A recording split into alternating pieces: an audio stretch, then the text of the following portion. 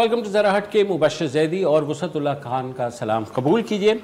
आज हम बात करेंगे साबिक नैब chairman justice retired Javed Iqbal जो अभी भी लापता अफराद के कमीशन के सरबराह हैं। गुज़िश्ता 11 बरस से उनके ऊपर मुसलसल माजी में भी ये इल्ज़ामात लगते रहे कि उन्होंने अपने ऑफिस का गलत फ़ायदा उठाया और ख़वातीन को जिनसी तौर पर हरासा करने की कोशिश की। 2019 में एक वीडियो भी सामने आई तैयबा गुल नामी खातून की, जिन्होंने इल्ज़ाम लगाया कि जस्टिस रिटायर्ड जावेद इकबाल ने उनके साथ जो है वो उनको प्राइवेटली अपनी रेसिडेंस पे बुलाने की कोशिश की और उन्हें सेक्सुअली हरास करने की भी कोशिश की। और भी केसेस आए। हाल ही में 2 रोज़ कबल जो डिफेंस ऑफ ह्यूमन राइट्स की सरबराह हैं आमना मसूद जंजुआ साहिबा, उन्होंने जियो के प्रोग्राम कैपिटल टॉक में ये बात की कि एक पख्तून खातून थी जिनके शौहर लापता थे। वो जब शिकायत लेकर के गईं नैब चेयरमैन के पास तो उनके मुताबिक नैब चेयरमैन ने उन्हें कहा कि वो इतने खूबसूरत हैं, उन्हें शौहर की क्या ज़रूरत है। इस तरह के अल्फाज कहे गए, जिसके बाद ज़ाहिर हंगामा मच गया हर तरफ। और आज पब्लिक अकाउंट्स कमेटी में इस सारे मामले की सुनवाई हुई। पब्लिक अकाउंट्स कमेटी ने ऑलरेडी जो खातून हैं तैयबा गुल, उन्हें नोटिस दिया हुआ था और वो भी आज पेश हुई। चेयरमैन नैब को भी बुलाया था मगर वो नहीं आए। और जो सारी सुनवाई हुई इसमें तैयबा गुल ने अपनी कहानी सुनाई कि उनको किस तरीके से मजबूर किया गया। साथ ही साथ उन्होंने ये भी ऐड किया अपनी बयान में कि जब वो शिकायत लेकर के उन्होंने अपनी जो ऑडियो और वीडियो हैं जो सामने भी आई थी वो सिटीजन्स पोर्टल के ऊपर डाली तो उस वक्त के जो वज़ीर आज़म हैं इमरान खान, उनके दफ्तर से उनको बुलाया गया और उनको फिर 1.5 महीने तक वहाँ रखा गया। चेयरमैन को उनके मुताबिक ब्लैकमेल किया गया कि वो अपने सियासी मुखालफिन के ख़िलाफ़ जो केसेस हैं उनके ऊपर अपनी तवज्जो मरकूज़ रखें। इस सारे मामले पर बात करने के लिए हमें आमना मसूद जंजुआ साहिबा ने भी ज्वाइन कर, साथ ही साथ एजाज़ सैयद हमारे साथ मौजूद हैं, जियो न्यूज़ के तहकीकाती सहाफ़ी हैं। और जब कोई इस बारे में बात नहीं कर रहा था तो तैयबा गुल की वीडियो और उस मामले को ये सबसे पहले सामने लाए थे। तो welcome to the show Ejaz ji sir. जो हैं वो तो अभी ज़ाहिर लंबी बात करेंगे, हमारे साथ रहेंगे। आज की जो प्रोसीडिंग्स हैं वो ख़ासी इंटरेस्टिंग हैं। पहली बात तो ये, अगर आप इजाज़त है तो मैं थोड़ी बात कर लूँ उस पर। जी जी जी। पहली बात तो ये है कि जो लापता कमीशन के सरबराह थे जस्टिस रिटायर्ड जावेद इकबाल साहब, वो ख़ुद आज लापता हो गए। वो पीएससी के सामने पेश ही नहीं हुए नोटिस के बावजूद। जी अच्छा, ख़ातून जो हैं तैयबा गुल, उन्होंने ज़ाहिर महीने भर पहले ख़ुद दरख्वास्त दी थी, तो इसलिए जो चेयरमैन हैं नूर आलम खान पीएससी के, उन्होंने उन्हें तलब किया।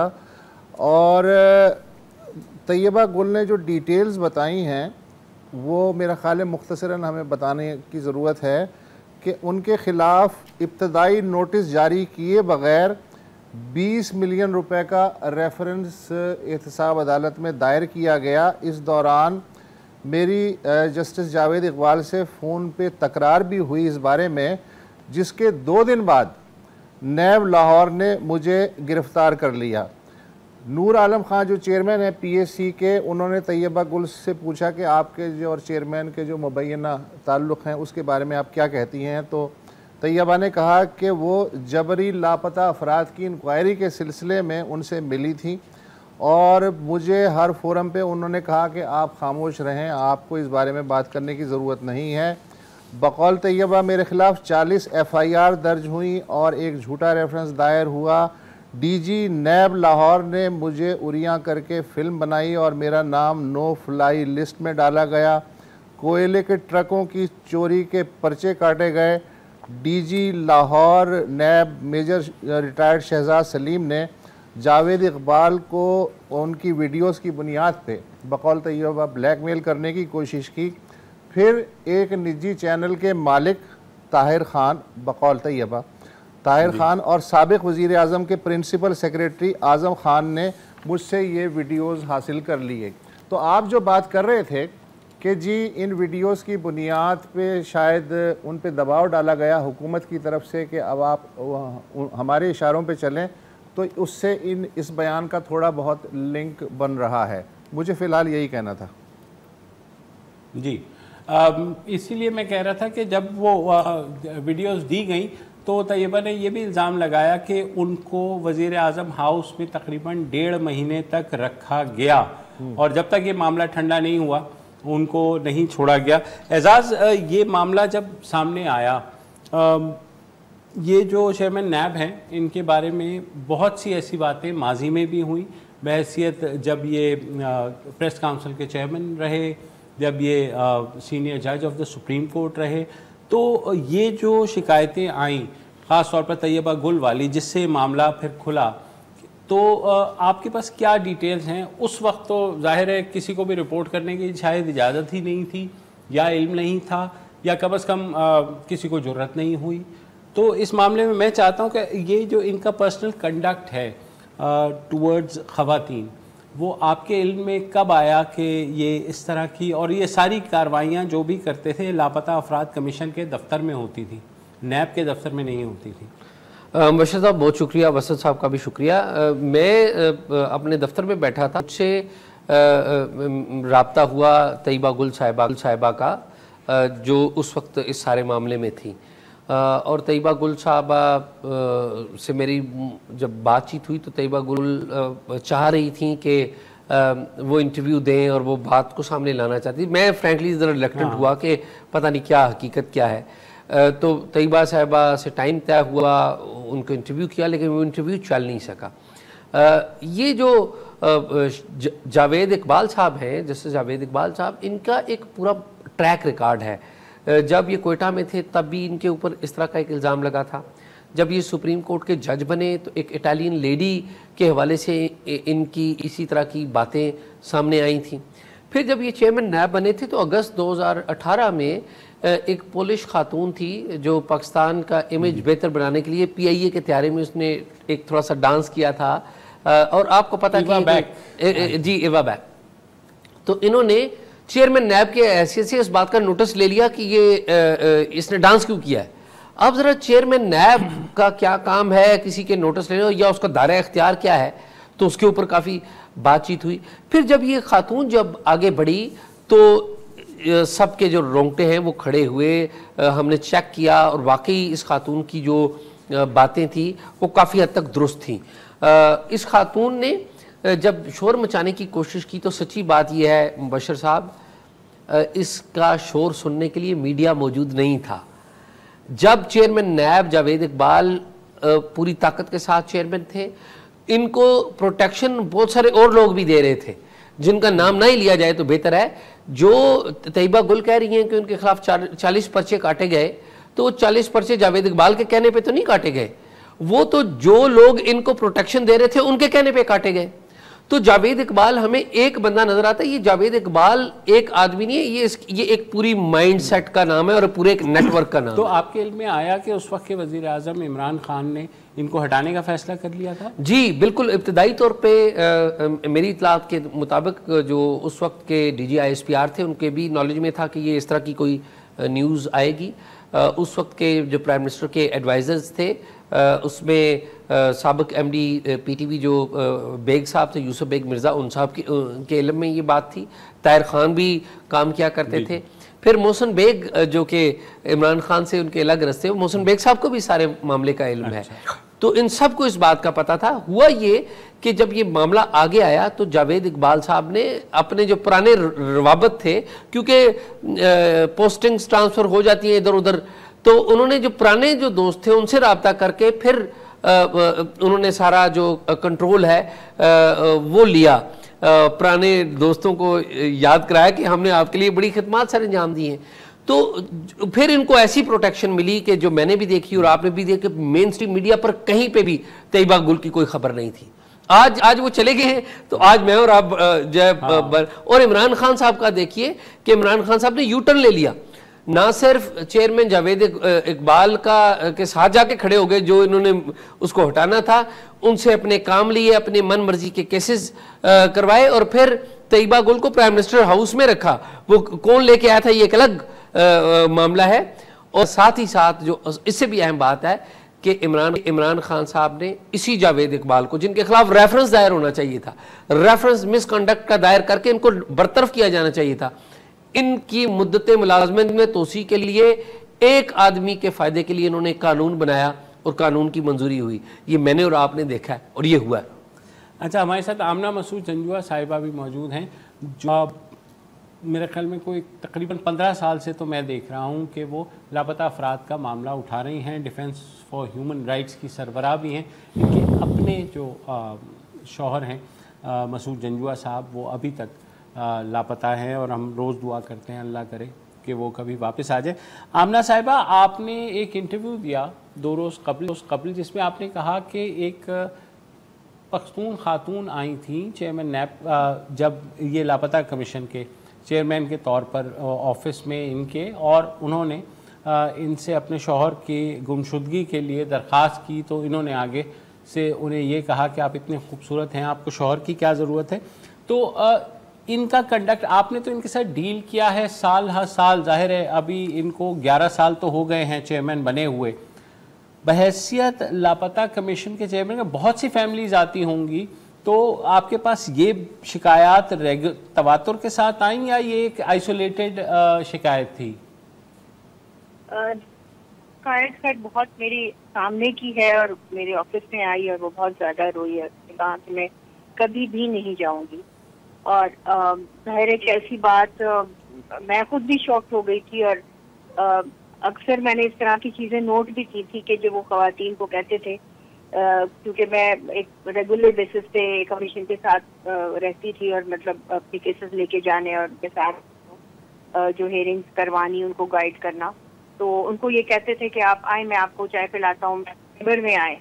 तो वो जब कोई सख्ती से मना करती थी, कोई खातून कहती थी आप मेरे से जो बात करनी है आप यहीं करें, तो वो उनका मूड ऑफ टाइप हो जाता था, वो काफ़ी गुस्से में आ जाते। तो ये आम था, आम देखा गया था। मतलब ये तो इस औरत ने तो मुझे बताया, मगर ये भी उसने मुझसे वादा लिया कि आप कभी भी किसी को ये बात नहीं बताएंगी, क्योंकि मेरी समझ नहीं आती कि मैं एक जज के पास गई हूँ इंसाफ लेने के लिए और हम उनको एक इतने ऊंचे मनसब पर बिठाते हैं, हम अपने सब दुखी दिल की सारी बातें उन्हें बताते हैं कि ये हम पे गुजर रही है, और वो आगे से हमें जब ये कहा जाए तो फिर हम मतलब ये हुआ कि हमें तो इंसाफ कभी नहीं मिल सकता, तो हम गलत जगह पर आ गए। तो ये इसके अलावा भी बहुत सारी ऐसे भी वाकयात हुए जिसमें कि फैमिली को डांटा गया है कि हम आपको गिरफ्तार कर लेंगे, जो दूसरे जज फजलुर रहमान है उनकी तरफ से, और आप लोग झूठ बोलते हैं, ये सारा कुछ आपने उनको मजाक बना लिया है कमीशन को। मुझे खुद भी बहुत ज्यादा एक दफा इस ग्रिलिंग का सामना करना पड़ा, जब 1.5 घंटा तक जस्टिस फजलुर रहमान जो है वो मुझे डांट रहे थे और हम खामोशी से सुन रहे थे, मैं भी थी और मेरे साथ एक बूढ़ी माँ भी थी।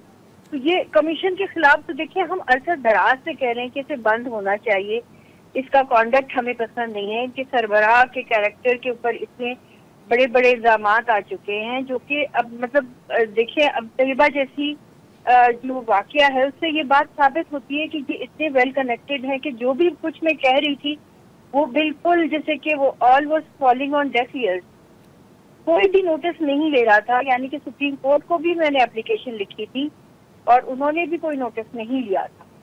और अब जबकि ये नैब के सरबराह होने से हट चुके हैं, तो और अब गवर्नमेंट भी चेंज हो चुकी है शायद, या आई डोंट नो व्हाई कि ये बात मेरे मुंह से निकली और इसका इतना ज़्यादा नोटिस लिया गया। और मैं शुक्रगुजार भी हूँ कि पब्लिक अकाउंट कमेटी ने इसका नोटिस लिया और संजीदगी से उन्होंने कहा कि इसको हम किसी भी जगह हम पावर को एब्यूज नहीं होने देंगे। मेरी उनसे बात हुई जो है इसके सरबराह, और उनको मैंने यकीन दिलाया कि आप जो भी सबूत मांगेंगे, जितने भी मेरे पास विटनेसेस हैं, मैं उनको लेकर हाजिर होंगी और आप मुझे जब भी तलब फरमाएंगे तो मैं आपके साथ ताउन करूँगी। तो बहरहाल आज आमना साहिबा एक वक्फा लेना है। Welcome back. और हम बात कर रहे हैं लापता अफराद के लिए बनाए कमीशन के चेयरमैन और साबिक नायब चेयरमैन जस्टिस जावेद इकबाल के ख़िलाफ़ जो जिनसी हरासानी की जो इल्ज़ामात हैं वो सामने आए हैं तैयबा गुल के हवाले से, और कुछ ख़वातीन ने भी कहा है कि उन्होंने उनके साथ जो है नाज़ेबा कलमात भी कहे। हमारे साथ मौजूद हैं आमना मसूद जंजुआ साहिबा, चेयरपर्सन हैं डिफेंस फॉर ह्यूमन राइट्स और फॉर मिसिंग पर्सनस। आमना साहिबा, आपने कहा कि बहुत से विटनेसेस हैं और तो क्या हम समझें कि और भी ऐसे लोग हैं जो इस मामले में सामने आना चाहते हैं? के बारे में तो मैं कुछ नहीं कह सकती, क्योंकि जैसे जो मेरे पास आई थी उन्होंने ये सख्ती से मना किया था कि हम गरीब लोग हैं, हम मजलूम लोग हैं, हमारी जो इज्जत होती है वो इसी तरह हमारे खानदानों में, हमारे कबीलों में होती है, और इस चीज को बहुत बुरा समझा जाता है कि हम अगर अपने लिए इंसाफ के लिए भी हम घर से निकलते हैं तो उसको भी यानी कि अच्छी नजर से नहीं देखा जाता। तो फिर ना कि ये सब कुछ होना और इस रास्ते में अगर हमें ये कलमात सुनने पड़ते हैं तो ये इससे बहुत ज्यादा जो है वो हमारे लिए मुश्किलात में इजाफा होगा। तो इसलिए कोई भी औरत जो है वो इस तरह से शायद सामने ना आए। अगर मैं मजबूर करूं तो शायद आ भी जाए, मगर मैं उनको इस तरह की मुश्किल सिचुएशन में डालना कभी नहीं चाहूंगी, क्योंकि मैंने कभी किसी के इनके ऊपर कोई प्रूव नहीं करना। हम किसी कोर्ट में नहीं जा रहे जैसे जावेद इकबाल के खिलाफ। जी जी, बिल्कुल ठीक है। मॉरली हम इस गवर्नमेंट को कहना चाहते हैं कि आप इवेलुएट करें, आप देखें कि इनका क्या ट्रैक रिकॉर्ड है, क्या होता रहा है, और कोई भी खवातीन जो है वो इस तरह का इल्जाम बेबुनियाद नहीं लगा सकती। तो आप ऐसे लोगों के रहमो करम पे इन मजलूम लोगों को छोड़ रहे हैं जो कि बेसहारा वो खवातीन है, जिनके कमाने वाले नहीं है, जिनके सर पे चादर देने वाले, हाथ रखने वाले नहीं है। आप उनके साथ ये सलूक कर रहे हैं। और अरसे से हम कह रहे हैं कि इस कमीशन को बंद किया जाए, हमें जस्टिस जावेद इकबाल को हटाया जाए, मगर कोई सुनने वाला नहीं था। तो 11 साल से वो चेयरपर्सन हैं। आपने जो सुप्रीम को खास दी है, हमें सिर्फ ये बता दीजिए उसके अंदर भी आपने मेंशन किया है ऐसे इंसिडेंट्स को? मैंने सारी उनकी जो डिस्क्रिपेंसीज हैं उसको मेंशन किया है। ये कहा है कि हमें इसकी रिफॉर्म्स की जरूरत है, इसकी सरबराह को चेंज करने की जरूरत है। ये खातून वाली बात मैंने उसकी ये शामिल नहीं की थी कि हमारा सुनने वाला कौन है। हम कहाँ साबित कर सकते हैं? आपने तैयबा की मिसाल से ये चीज सामने आ गई है कि हम अगर चाहें भी तो इनके खिलाफ साबित नहीं कर सकते। तो इसीलिए हमने साबित नहीं करना, हमें ये इत्मीनान होना चाहिए कि हमारी बात पे यकीन किया जा रहा है और इन खवातीन को इंसाफ मिल रहा है जो कि इंतहा से ज्यादा मजलूम है, और वो इंतहाई मजबूरी के हालत में अपने घरों से निकली हैं, और अब वो अगर ऐसी बात कह रही हैं तो उसमें सदाकत है और उसका सद्देबाब होना चाहिए। ठीक है, नूर आलम खान ने नोटिस लिया है, हम उनके शुक्रगुजार हैं। अल्लाह ताला उनको हिम्मत दे, हौसला दे कि इस काम को अंजाम तक पहुंचाएं, और शहबाज शरीफ साहब को भी हिम्मत और हौसला दे कि अपने उस पर कायम रहें, अपने वादों पर, और इनको हटाएं यहाँ से। ठीक है। आखिरी जो दफ़ा मैंने ये सुना कि कमीशन जो है इरेलीवेंट है लापता अफराद का और इसे ख़त्म किया जाए, वो जस्टिस अतहर मिनल्लाह से सुना था। 2 दिन पहले उन्होंने कोई मुकदमे की समाअत के दौरान ये अपनी राय दी थी। अच्छा, ये बात इनकी दुरुस्त है आमना की कि अगर आपके घर का कोई आदमी लापता है या ये है कि आप किसी करप्शन के केस में फंसे हुए हैं, तो आप तो बंधे में हैं, आप उस पर फोकस करेंगे या इधर जो कुछ हो रहा है या आपकी कमज़ोरी से जो फ़ायदा उठा रहा है उस पर फोकस करेंगे? तो अब ये इदारों का और अदलिया का काम है कि 100 नोटिस लें, और वो भी इतनी बड़ी शख्सियत के ख़िलाफ़ अगर वो ले सकें।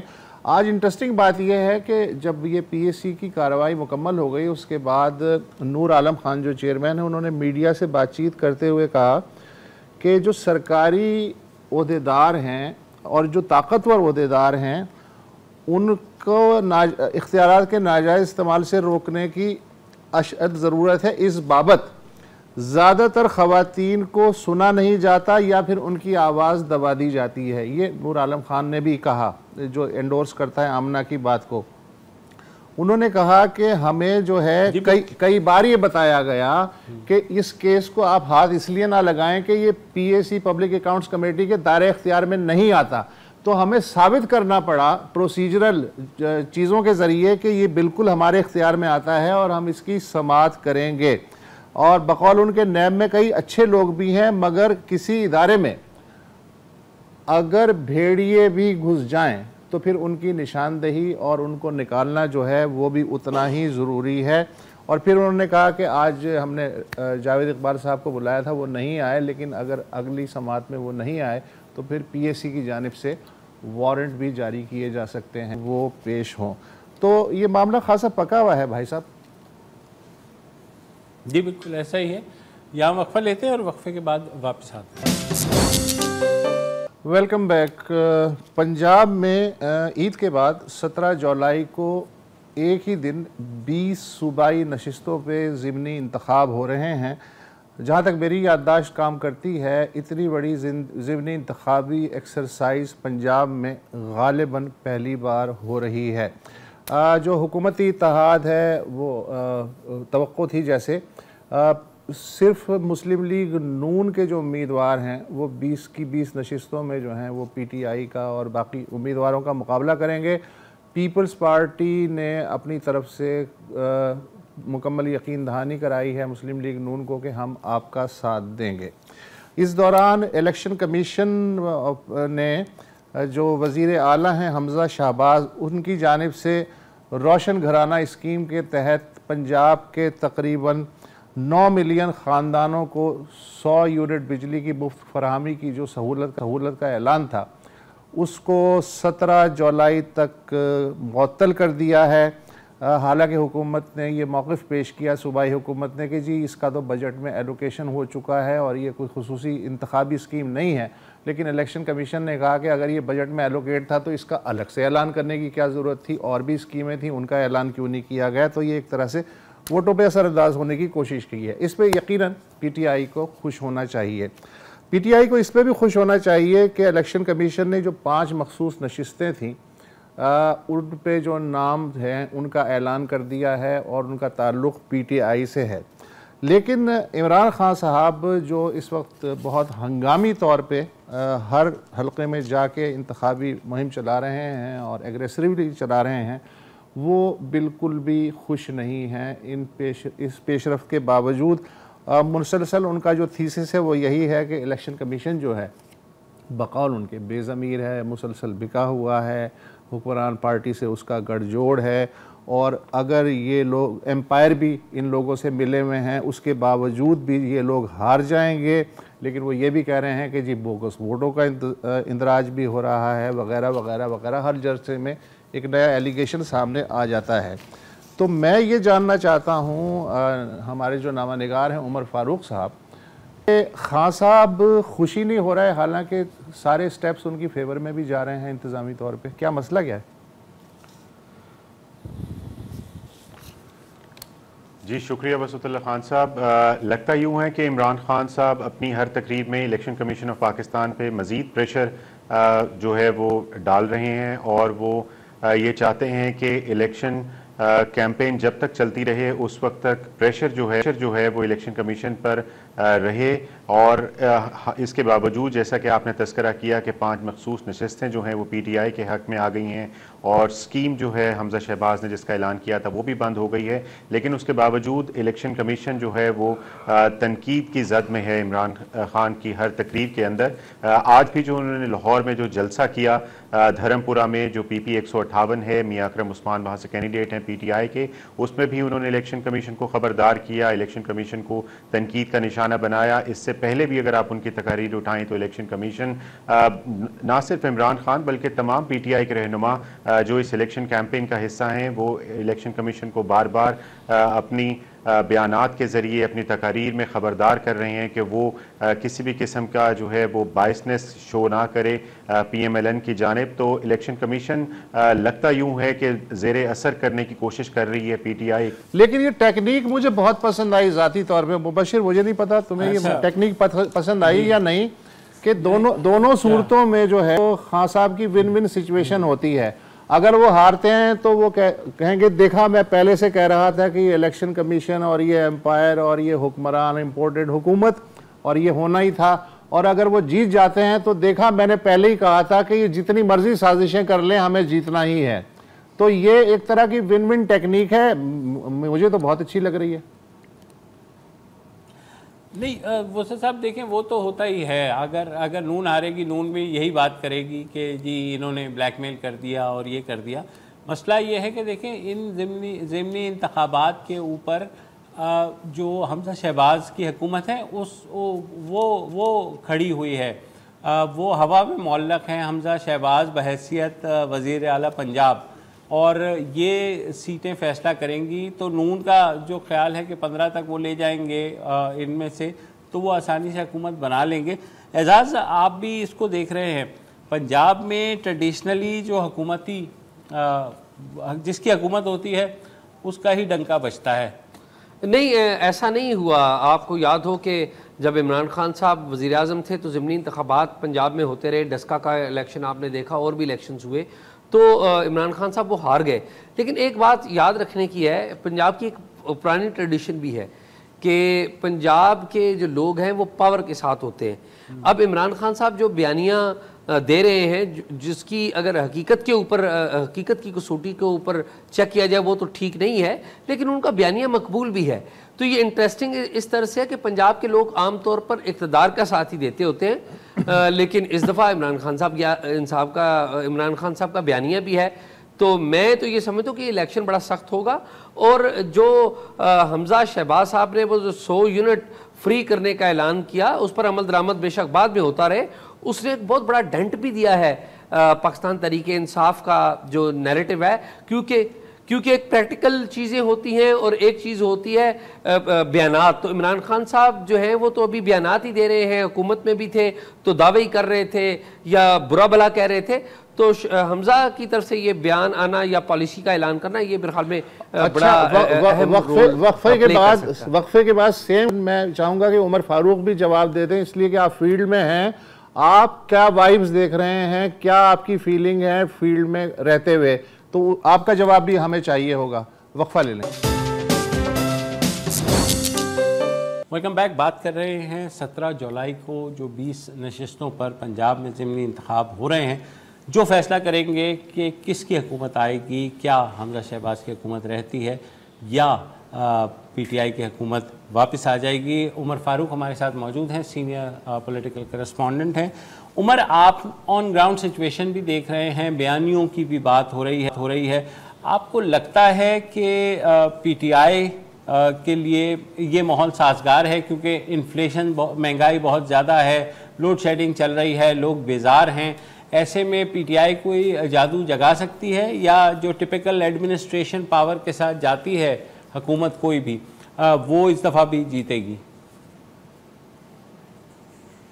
मुबशर साहब, जहाँ तक महंगाई का ताल्लुक है तो लोग वाकई सीख पा हैं इस वक्त, और लोगों को पता है कि आज भी 8 रुपये बिजली महंगी हुई है, 250 रुपये के करीब जो है वो पेट्रोल है, लोड शेडिंग है जैसा कि आपने बताया, और इस किस्म के दीगर बहुत सारे मसाइल हैं जिसमें लोग उलझे हुए हैं। लोगों की बाइंग पावर पे असर पड़ा है, लोग जो हैं उनका तर्ज़ ज़िंदगी मज़ीद मुतासर हुआ है पिछले 2-3 माह के अंदर। तो शदीद गम गुस्सा तो है लोगों के अंदर।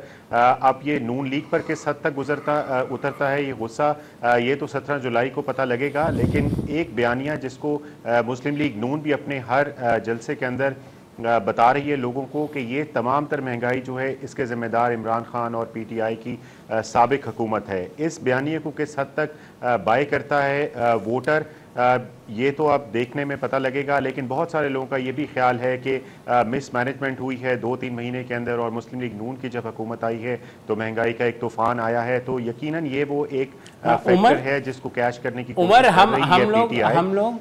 हम लोग हाँ जी उमर, एक मिनट मेरा सवाल ले लीजिएगा कि ये हमें जितने भी जलसे हो रहे हैं उसमें ज़ाहिर है ये जो 20 अफराद जिनकी वजह से सीट खाली हुई थी, उन्होंने अपनी जो लॉयल्टीज़ है वो बेचकर और वो मुस्लिम लीग नून के साथ चले गए थे। तो कितने लोग ऐसे हैं लॉयल्टीज़ बेचने वाले जिनको नून लीग ने टिकट दिए हैं, या ये है कि वो डर के मारे वो आ ही नहीं रहे सामने?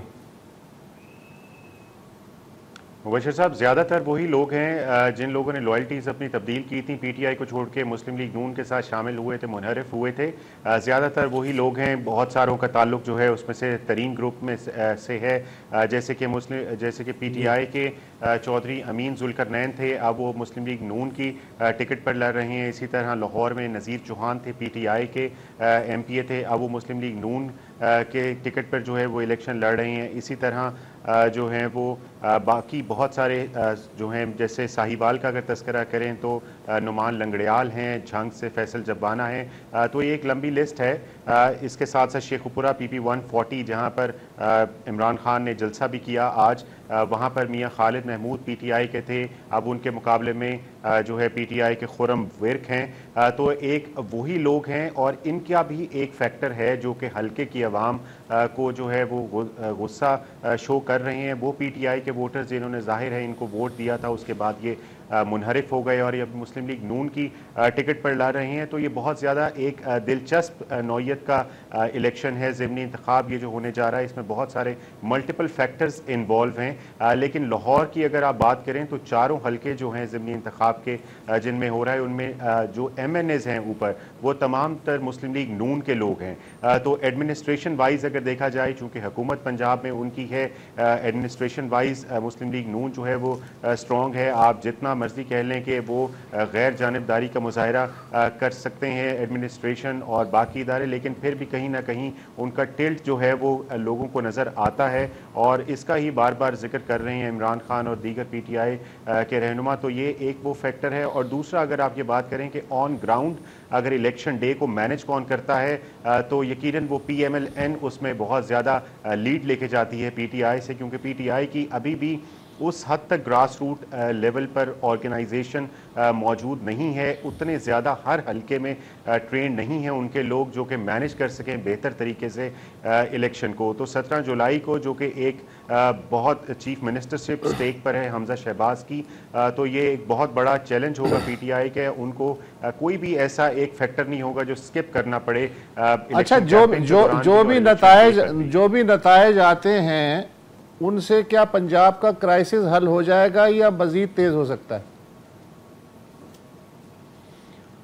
जी, थोड़ी सी दिलचस्प सूरत हाल भी पैदा हो सकती है, चूंकि अब ये जो 5 मखसूस नशिस्तें आई हैं PTI के पास, तो 168 का नंबर था PTI और मुस्लिम लीग काफ का मिला के, अब ये 173 का हो गया है। हमजा शहबाज के पास 176 वोट्स हैं। तो अब ये जो 20 सीटें हैं ये एग्जैक्टली डिसाइड करेंगी। अगर इसमें किसी किस्म की ऐसी कैलकुलेशन हो जाती है कि 184 या 185 का नंबर आ जाता है, तो फिर दो ऐसी सूरत हाल हैं जिस पर एक मजीद एक नया जो है वो दिलचस्प सूरत हाल पैदा हो सकती है। उमर फारूक, मैं शायद अपना सवाल डिज़ाइन नहीं कर पाया। एजाज सैयद, मैं आपसे जानना चाहूँगा कि इन 20 में से कौन कितनी जीतता है या नहीं हारता है, दिस इज़ इररेलेवेंट। क्या इन नताइज के बाद पंजाब का क्राइसिस का ऊँट किसी करवट बैठ जाएगा या कंटिन्यू रहेगा? वसत साहब, मेरा नहीं ख्याल कि ये क्राइसिस पंजाब का ख़त्म होगा। इमरान खान साहब को आप इस बात पे ज़रूर क्रेडिट दें कि इमरान खान साहब एक बहुत अच्छे स्पॉइलर हैं। अगर ये इंतखाब मुस्लिम लीग नून जीत जाती है तो इमरान खान एक धरना दे सकते हैं, इमरान खान एहतजाज कर सकते हैं कि जी ये धांधली हुई है, और जो आगे आपने ख़ुद भी फरमाया कि विन विन सिचुएशन है। तो मेरा नहीं ख्याल, और इमरान खान साहब का इस वक्त एजेंडा भी ये है, उनका एजेंडा नंबर 1 ये है कि उन्होंने किसी भी तरीके से पहली तो ख्वाहिश ये है कि मौजूदा हुकूमत को वो हटा के नए इलेक्शन करवाने की अपील कर रहे हैं बार बार अपने लोगों से। दूसरी जो उनका एजेंडा है कि अगर इलेक्शन नहीं होता तो जो मौजूदा हुकूमत है उसको किसी तरीके से हुकूमत नहीं करने देना, इन्हें परफॉर्म नहीं करने देना, इन्हें किसी भी सूरत अच्छी परफॉर्मेंस नहीं जाहिर करने देना, क्योंकि अगर इस हुकूमत ने अच्छी परफॉर्मेंस जाहिर की पंजाब में भी और मरकज़ में भी और सूबों में भी, तो उसका जो असर है वो अगले आम इंतखाबात पर होगा। तो इमरान खान साहब का एजेंडा 2 चीज़ें याद रखें, एक ये कि नए इंतखाबात फौरी हो जाए, और दूसरा ये कि अगर इंतखाबात नहीं होते तो इस हुकूमत को मरकज़ और सूबों की लेवल पे काम नहीं करने देना, परफॉर्मेंस नहीं करने देना। तो क्राइसिस बढ़ेगा, क्राइसिस कम नहीं होगा। जी वसीम साहब, मेरा भी यही ख्याल है कि इससे क्राइसिस ख़त्म नहीं होगा। और जो आपने देखा जिस तरीके से ये हुकूमत बार बार हल्फ लिए जा रहे हैं, ऐवान में नहीं हो पा रहा, कहीं और हल्फ लिए जा रहे हैं, फिर अदालतें बीच में आ रही हैं, तो ये क्राइसिस तो रिजॉल्व नहीं होगा। जिस तरह शुरू में आपने कहा कि इमरान खान साहब तो मानेंगे ही नहीं अगर मुस्लिम लीग नून की अक्सरियत आ गई तो कहेंगे कि जनाब धांधली हुई है और वो ये इलेक्शन नहीं मानते। तो हमारे सामने और ये कोई नई बात नहीं है, हमारे यहाँ हर सियासी बहरान जो है एक बड़े सियासी बहरान को जन्म देता है और ये वो नाजुक मोड़ है जिस पे गोल गोल हम घूम रहे हैं। तो देखते हैं कि क्या होता है। आज के लिए इतना ही, फिर दोबारा हाजिर। खुदा हाफिज़। अस्सलाम वालेकुम। अगर आपको हमारा शो पसंद आया है तो प्लीज़ हमारे YouTube चैनल को सब्सक्राइब करें और अगर मुनासिब समझे तो इस वीडियो को लाइक भी कर लें, तो कोई हर्ज नहीं है, और शेयर भी कर लें और कमेंट भी कर दें जी, वरना वो सब ऐसे ही लिखते रहेंगे। और ये जो दोनों कह रहे हैं ये कर लें जी प्लीज़, नहीं तो हमें भी घर जाना है, मैं आपके कंप्यूटर में नहीं रहना 24 घंटे। सही बात।